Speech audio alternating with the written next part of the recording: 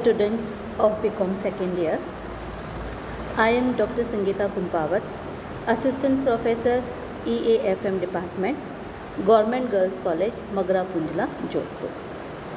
हमने हमारे last class में डिस्कस किया था बैलेंस ऑफ ट्रेड के मीनिंग को और उसके प्रकार को, कि इसका अर्थ क्या होता है और व्यापार संतुलन कितने प्रकार का होता है। आज हम इसी टॉपिक को आगे बढ़ाते हुए डिस्कस करेंगे effect of favourable and unfavourable balance of trade. जो व्यापार संतुलन है उसके प्रकार में हमने पढ़ा था कि ये अनुकूल और प्रतिकूल हो सकता है और उसका अर्थ क्या होता है, इसको हमने डिस्कस किया था। आज हम डिस्कस करेंगे जो अनुकूल व्यापार संतुलन है उसके क्या प्रभाव हो सकते हैं। तो अनुकूल व्यापार संतुलन का अर्थ ये होता है कि जब देश के कुल निर्यातों का मूल्य कुल आयातों के मूल्य से अधिक है तो उसे हम कहेंगे अनुकूल व्यापार संतुलन। क्योंकि ये स्थिति देश के लिए अच्छी होती है और उसके क्या क्या प्रभाव होते हैं उसको हम वन बाय वन डिस्कस करेंगे। उसमें पहला पॉइंट है इंक्रीज इन फॉरेक्स, विदेशी विनिमय कोषों में वृद्धि। जब किसी देश का व्यापार संतुलन अनुकूल होता है तो इसका सीधा सीधा अर्थ ये होता है कि उस देश के निर्यात अधिक है आयातों की तुलना में और उसके कारण विदेशी मुद्रा के जो भुगतान की प्राप्ति है, भुगतान और उसकी प्राप्ति, तो भुगतान कम होते हैं और प्राप्ति अधिक होती है, तो उससे उस देश के विदेशी मुद्रा के भंडारों में वृद्धि होने लगती है। फॉरेक्स का मतलब है फॉरेन एक्सचेंज, विदेशी मुद्रा, increase in foreign exchange due to favourable balance of trade. Now second point is improvement in the position of balance of payment, भुगतान संतुलन की स्थिति में सुधार। हमें पता है कि भुगतान संतुलन एक व्यापक विचारधारा है एज कंपेयर टू व्यापार संतुलन, या हम ये कह सकते हैं कि व्यापार संतुलन भुगतान संतुलन का एक अभिन्न और महत्वपूर्ण अंग है।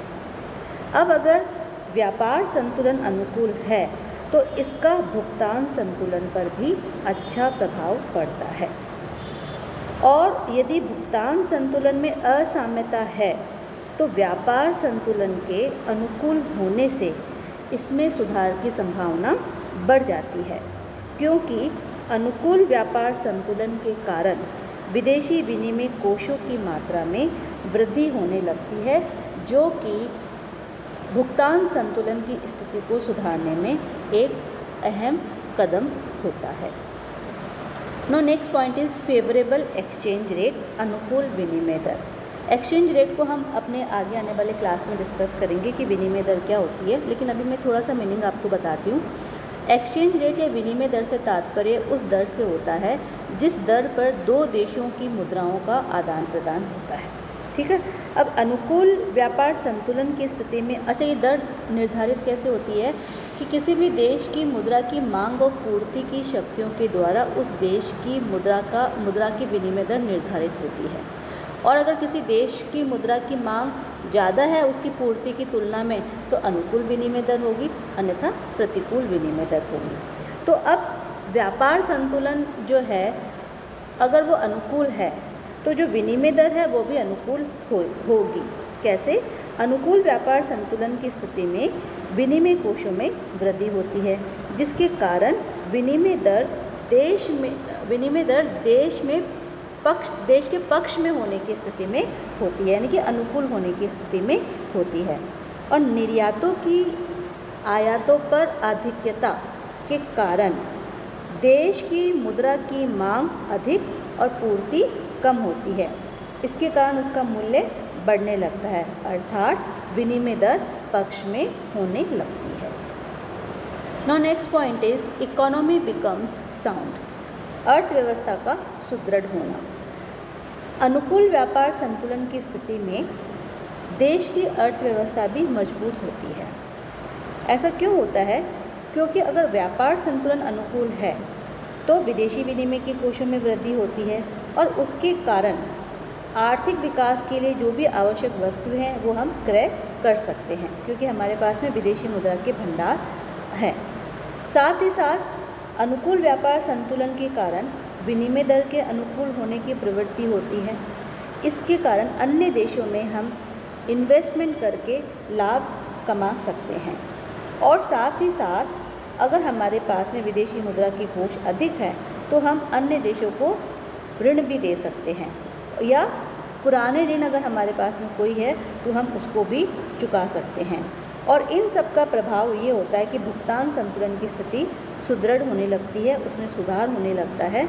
और साथ ही साथ सोने को खरीद कर, क्योंकि हमारे पास में विदेशी मुद्रा के अगर भंडार अधिक है तो हम उसका उपयोग सोने को खरीदने में भी कर सकते हैं, और उससे जो हमारी मौद्रिक कोष है उसकी स्थिति भी सुदृढ़ हो सकती है।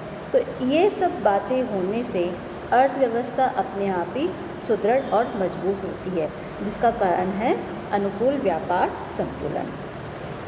Next point is helpful in rapid economic development, त्वरित आर्थिक विकास में सहायक। अनुकूल व्यापार संतुलन से देश का त्वरित आर्थिक विकास करने में सहायता मिलती है, क्योंकि विदेशी विनिमय कोषों की आसान उपलब्धि होने के कारण विकास के लिए जो आवश्यक पूंजीगत सामान हैं, मशीनें हैं, तकनीक है, वो हम आराम से आयात कर सकते हैं और इससे आर्थिक विकास तेज़ी से होता है। Next point is increase in the Prestige of country, देश की प्रतिष्ठा में वृद्धि। अनुकूल व्यापार संतुलन होने की स्थिति में विदेशों में देश की आर्थिक प्रतिष्ठा बढ़ती है और उसकी अंतर्राष्ट्रीय साख में भी सुधार होता है। Now next point is increase in competition, प्रतिस्पर्धा में वृद्धि। व्यापार संतुलन में निरंतर अनुकूलता होने पर अंतर्राष्ट्रीय प्रतिस्पर्धा का सामना करना पड़ सकता है, क्योंकि दूसरे देश क्या चाहते हैं कि जिस देश का अनुकूल व्यापार संतुलन है, अर्थात उसके निर्यात अधिक है और आयात कम है, तो उनके निर्यातों को कम करने के लिए राष्ट्रीयपातन की नीति का यूज़ कर सकते हैं या संरक्षणात्मक नीति का उपयोग कर सकते हैं। तो इस तरीके से दूसरे देश के निर्यात बढ़ सकते हैं और जो अनुकूल व्यापार संतुलन वाले देश हैं उनके निर्यात कम हो सकते हैं और आयात बढ़ सकते हैं। लेकिन ये कंपटीशन, हम फेयर कंपटीशन भी ले सकते हैं, तो ऐसा नहीं है कि भाई कंपटीशन हमेशा नेगेटिव ही होता है। तो इस तरीके से हमने देखा कि अनुकूल व्यापार संतुलन का अर्थव्यवस्था पर क्या प्रभाव पड़ता है।